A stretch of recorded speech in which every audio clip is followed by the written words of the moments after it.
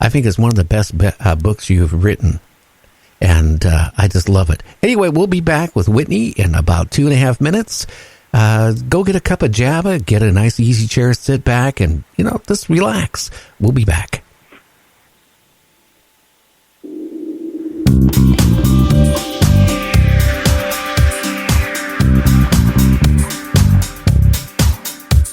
You thirst for some significance of the both dimensional kind. You enter a realm of spirit, of sight and sound and mind. Your radio is a cosmic doorway and your psyche begins to spark. When you tune in to Gary and the Sun and Night Dreams After Dark.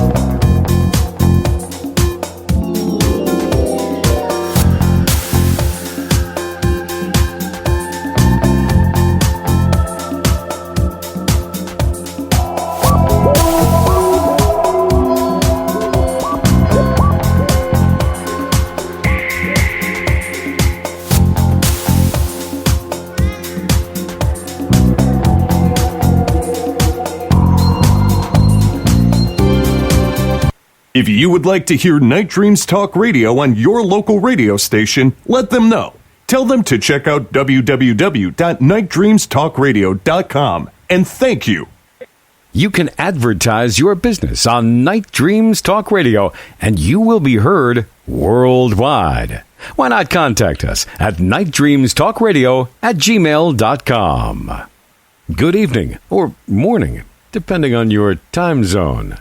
From the Pacific to the Atlantic to you worldwide. Get yourself a cup of Java and find a comfy, easy chair.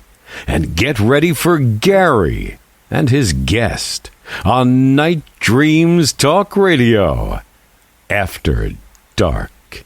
And now, here's Gary. And here I am. Boy, I just got to do better with this golf club. I tell you what, I got holes in my studio walls. That's how bad it is. James, never send me a golf club ever again. You understand that? Now you tell me after you've had it for a month. Yeah, well, I'm learning to swing at least. Whitney, my friend, what happened to you in October 2015? Well, what happened is a couple of things. The first thing that happened was that my wife had passed away the previous month in August, and we were really close. We were like one person with two bodies. We were just extremely close. And I was terribly grief-stricken. And I had gone to a conference in Nashville run by a guy called William Henry, who does these beautiful conferences about Renaissance art and its the hidden symbolism in it and stuff. It's quite fun, and at least for me. And while I was there was someone who had been at one of my conferences that I held there, and Ann and I held. She came up to me and she said, "Mr. Strieber, the strangest thing just happened to me. I heard Ann's voice in my ear say, 'Tell Whitley I can see him when he's in the chair.'" And this is part of a whole thing that was already happening. She had contacted a whole bunch of people, and we had a pact back in the 90s that the first one of us to die would try to contact friends, but not directly, because neither one of us would believe it. We would just assume it was our imagination. And so she, when this happened, I was not surprised that it had happened, because I was already aware of the fact that she was doing what we had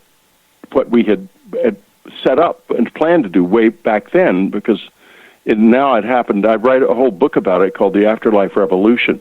But anyway, I knew immediately what this meant. It meant that when I sit and meditated and did a certain exercise called the sensing exercise, the body, it's a matter of placing the attention on the body, and it affects the nervous system. And I realized, my God, they can see this. That's probably why I've had all these close encounter experiences in the first place, because I've been doing it every night since 1970. So that happened, and that was one thing that happened. The next thing was, I guess, a bit of time after I got back, all of a sudden something shocked one of my toes very intensely. You know, I jumped out of bed, 3 o'clock in the morning, and there was nothing in the bed. I mean, nothing. There's no cords or anything. And so I looked up gout on my phone. Googled gout, because your doctor, 24-hour-a-day doctors now Google, and obviously it wasn't a symptom of what I had was not unlikely to be a symptom of gout. So I thought, I don't know what happened. So I left it at that, kind of, went back to sleep. But then the next night, it was much more intense. An invisible hand, and a lot of this involves invisible. I don't care what people think. I'm not alone. This is something that happens to all close encounter witnesses. Half the stuff that happens to them, you can't see who's doing it, and that's just part of the experience. Anyway, someone grabs my right nipple, and shakes it really hard. And, that got immediate notice. Boy, I leaped out of the bed at that point. I was going to grab my gun because I thought there was somebody standing beside my bed, but there was no one there. Wow. And then I thought, holy moly, it's them. They're back after all these years. And so I went into the living room and did the sensing exercise at 3, because there had been a period of time back in the 90s when whoever's on the other side of this, and it's not aliens, I don't think, wanted me and was waking me up in similar ways to get me to do it at 3. And I know why that is now. It's kind of complicated. But I started doing it, and after that, it's 2019, and I still do it every night. If I don't wake up, they will wake me up, generally by blowing in my face or touching my hand or kissing me, or sometimes I'll hear once or twice I've heard a voice in the living room say, "Whitley." So it happens, and this is the way I live. And there are 2 meditations, one at 11 and one at 3. And the 3 o'clock one is filled with ideas, and all kinds of wonderful ideas from my book came in that meditation. And they really almost wrote the book. Whoever's on the other side of this wrote A New World with me, because so many of the ideas in it come from that 3 a.m. meditation. And I love the way I'm living, and I'm not unhealthy. I have terrific numbers when I take physicals. I have a marvelous memory. If anything, it's better than it was 20 years ago. And I'm not suffering from any form of sleep deprivation whatsoever. So this is my life now. This is it. This is how I live. How many hours a night do you get sleep? I get 2 periods of sleep that add up to about 5 hours. Interesting. Yeah, I go through the same issue. I'm concerned about myself. This has been going on for. I'll say this because again, this is about you. But back in the early 70s in New Mexico with my wife at the time, we had an encounter where we were on the freeway and I was in my GTO going high speed, and all of a sudden, all around the car it lit up. and inside the car it lit up. And I figured, okay, it's a police helicopter. I know what helicopters sound like. Yeah, You're done. You're done. You're doing 130 miles an hour, having a great time. Now you're going to have to pay a little bit for that. Yeah, that's what I would think. That's what I thought. And I get out of the car, and I did notice a car maybe a couple hundred yards behind me stopped, but I didn't think anything of it. But when I got out of the car, it was absolutely quiet, not a sound. And I remember the light was so bright, intense, and then, poof, it was gone. And I remember my wife was hysterical for hours after that. I was kind of upset, but then I kind of forgot about it for years, and years went by. And then early 90s, I was having some medical issues. I go to a surgeon that I was referred to. He sends me in to, have x-rays and MRI and all this stuff. I go back to the doctor a week or two later, and I'm just sitting in the nurse's office, or the doctor's office. The head nurse comes out, and she goes, "Where did you get that piece of metal?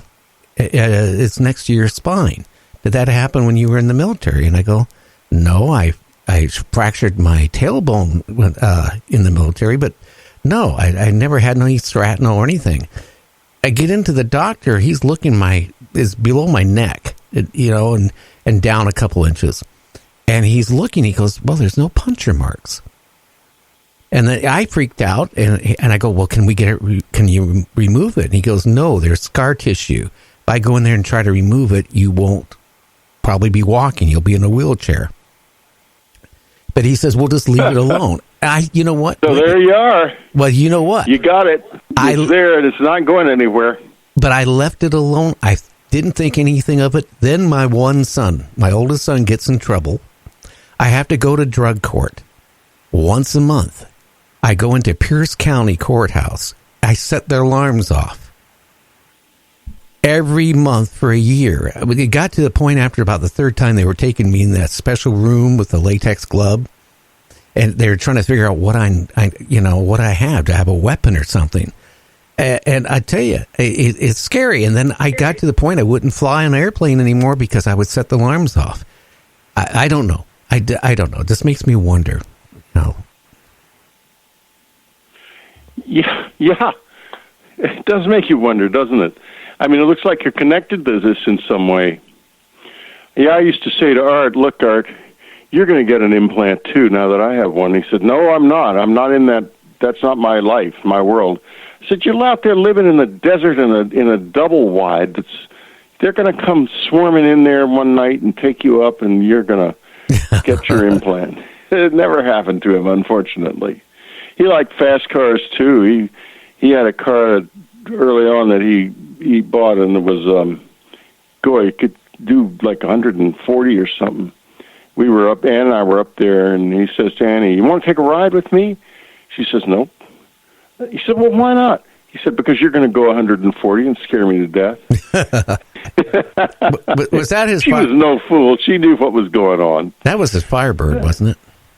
It was a Firebird. Yeah. Oh God, we had so much fun together. We really did. I miss that guy. Yeah, I miss him a lot.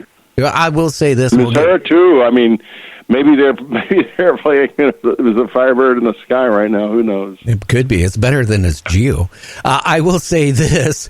There isn't a day I don't think about him, because you know what? When I first started getting back into broadcasting, I've been in broadcasting since '76. And, I've been into motorcycles, and I figured, I'm going to go back into it because Art, talked me into it. But like an idiot, I decided I was going to create a show called Motorcycle Talk. And I think I had 15 listeners. And then one day Art called me up and he goes, "Did you learn your lesson yet?" And I go, "Yeah, I've been doing it for 3 months and I think I have 15 listeners." And he goes, "Yeah, I'm probably one of them." So I went back to the paranormal thing. And you know what? It's been a trip ever since. Well, what do you know? There you have it. He was special. He was one of a kind. Yeah, we had a lot of fun together, both on and off the air. And the nice thing about Art is I, to this day, do not know what he believed about any of this stuff.